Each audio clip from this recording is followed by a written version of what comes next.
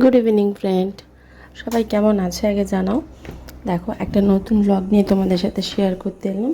সেই ব্লগটা হচ্ছে একটা স্টিচিংয়ের ব্লগ। অনেক বছর পর আবার এত সুন্দর একটা স্টিচিং করলাম।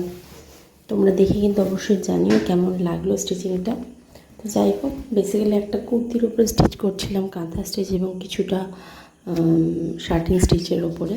তো তোমরা বলো কুর্তিটা কেমন হয়েছে। আর যারা নতুন চ্যানেলটা দেখছো তারা অবশ্যই সাবস্ক্রাইব করো, আর অবশ্যই পাশে বেল আইকনটা টিপে রেখো যাতে করে তোমরা সমস্ত ভিডিওগুলো সবার আগে দেখতে পাও। তো এটা কিসের ওপর করছি? একটা ডার্ক ব্লু কালারের ওপরে হোয়াইট কালার থ্রেড দিয়ে ওয়ার্ক করেছি। খুব খুব খুব খুব সামান্য পরিমাণ ইউলি ইউজ করেছি। বেসিক্যালি হোয়াইট দিয়ে বেসিক্যালি ডার্ক কালার কোনো জিনিসের ওপরে, যে কোনো জিনিস, শাড়ি হতে পারে, কুর্তি, এভরিথিংয়ের ওপরে সবসময় লাইট কালারটা বেশি ফোটে। বা তোমরা যে লাইট কালার ড্রেস নাও তার সঙ্গে কিন্তু ডার্ক কালারটা বেশি কম্বাইন্ড হয়। এটা যারা স্টিচিং করো তারা অবশ্যই জানো ব্যাপারটা। যারা করো না তারাও নিজেরা ট্রাই করতে পারো, খুবই ইজি। একটু ধৈর্যটা ভীষণ লাগে স্টিচিংয়ে। একটু ধৈর্য লেভেল বাড়ি যেয়ে তোমরা স্টিচিং করো, সুন্দর হয়, সবাই পারবে, খুব ইজি। তো যাই হোক, দেখো এটা যাচ্ছে একটা কুর্তির উপরে করেছিলাম, একদম ছোট্ট একটা কুর্তি, ওর মেয়ের সাইজের কুর্তি, ওর জন্যই করেছিলাম। দেখো, ফার্স্টে দিয়েছি সাইডে চেন স্টিচ দিয়েছি, মাঝখানে হচ্ছে শার্টিন, আর একদম সাইডে কাঁথা স্টিচ দিয়ে ওয়ার্ক করেছি। এটা গলার পোর্শনটা করেছি। গলাটা ফার্স্টে ভরাট করে গোল করে ডিজাইন করে নিয়েছি। গলাটা একটু লাইট ভি শেপের মতো ছিল, একটু রাউন্ডি ভি শেপ ছিল। তো গলাটা এরকম করেছি, ভীষণ সুন্দর দেখতে লাগছে। তোমরা স্টিচিংটা পুরো কমপ্লিট হয়ে যাওয়ার পর শেষে দেখো, অসাধারণ কালার কম্বিনেশন। খুব সিম্পল কালার ইউজ করেছি, খুব মাল্টি কালার, খুব হেভি কালার, খুব ব্রাইট কালার নয়, বাট একদম হোয়াইট কালার দিয়েও কত সুন্দর একটা কুর্তিকে লুক দেওয়া যায় সেটা কিন্তু পুরোটা না দেখলে বুঝতে পারবে না। অবশ্যই ভিডিওটা শেষ পর্যন্ত দেখো, তাহলে এই কুর্তির লুকটা কিন্তু তোমরা বুঝতে পারবে, এবং তোমরা তোমাদের বেবিদের জন্য বা নিজেদের জন্য বা কাউকে গিফট করার জন্য এই ধরনের কুর্তি কিন্তু তৈরি করে নিতে পারো নিজের হাতে খুব ইজিলি। আর ডিটেলস বলে দিই, কিচ্ছু লাগবে না, জাস্ট একটা কুর্তি কিনে আনতে পারো, তৈরি করতে পারো সাইজ অনুযায়ী, একটা ফ্রেম, একটা কাঁচি, থ্রেড, বাস এইটুকুনি মেটেরিয়ালস লাগে, এর বেশি কিছু না। তো দেখতে পাচ্ছ, তবে হ্যাঁ, একটু ধীরে স্থিরে করতে হয়। কিছু কিছু স্টিচ আছে একটু ফাস্ট করলে কিন্তু সুতো ভীষণ জড়িয়ে যায়।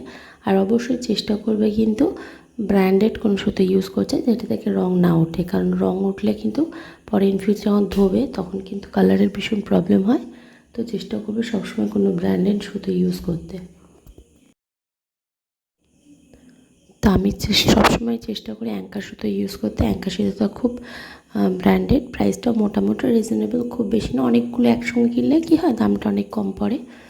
তো আর ফ্রেম যে কোনো, অনেকে কাঠের ফ্রেম ইউজ করে, অনেকে প্লাস্টিক ফ্রেম, যেটা খুশি তোমরা ইউজ করতে পারো।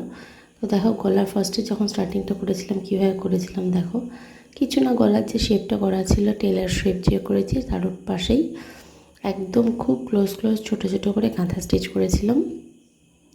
কাঁথা স্টিচ যে কোনো স্টিচ তোমরা কিন্তু করতে পারো।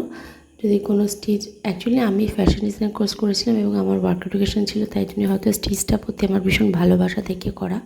আর স্টিচ করে যারা তারা জানে, ভীষণ ভালো লাগার একটা জিনিস। এটা হচ্ছে হাতের পোর্শনটা।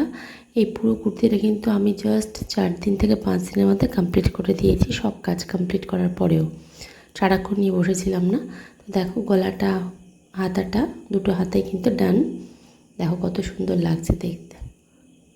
এটা হাতের পোর্শনটা গেছে, দুটো হাতি করে নিয়েছি সেমভাবে। আর গলাটার উপরটা হয়েছে, এটা গলার সামনে থেকে একদম মিডল বরাবর নিচের দিকে একটা ওভাল শেপের করেছি। এটা ভালো লাগবে, করার পরে বুঝতে পারবে আমি কি দিয়ে কালার করেছি। ডার্ক কালার যে কোনো জিনিসে কিন্তু ড্রয়িং করাটা খুব টাফ। যে কোনো লাইট কালার ড্রয়িং কাপড়ের ওপরে তোমরা যে কোনো পেন দিয়ে, মার্কার দিয়ে, স্কেচ পেন দিয়ে ড্রয়িং করতে পারো, বাট কোনো ডার্ক কালারের ওপরে কিন্তু এই ধরনের পেন ইউজ করতে পারো। বা তোমরা এমব্রয়ডারি ড্রয়িং বলে একরকম সাদা কালার পেন পাওয়া যায়, সেগুলো ইউজ করতে পারো। বা বাচ্চাদের যে মোম কালার হয় সেই হোয়াইট কালারও ইউজ করতে পারো, যেটা খুশি তোমরা ইউজ করতে পারো। একটু ধরে ধরে করতে হয়, কারণ মোম কালার কিছুক্ষণ স্টিচ করার পরে উঠে যায়।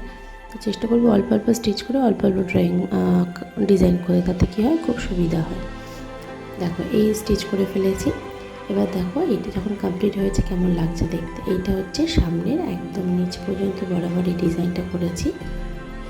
ঠিক আছে। এবার দেখো কুর্তির সামনেটা কীভাবে ডিজাইন করেছি, অনেকটা পোর্শন কাজ হয়ে গেছে। সো আমি পুরো স্টিচিংটা দেখাইনি, অনেকটা লম্বা ভিডিও হয়ে যাবে, তাই জন্য শর্ট করার জন্য ভিডিওটা তোমাদের পুরোটা দেখলাম যতটা রেডি হয়েছে। নিচের পোর্শনটা তখনও করছিলাম, ওটা হয়নি। দেখো এবার মোটামুটি পুরো লুকটা হয়ে গেছে, ভেতরের ডিজাইনটা। ঠিক আছে, বাইরে আমি কী করেছিলাম দেখিয়ে দিই।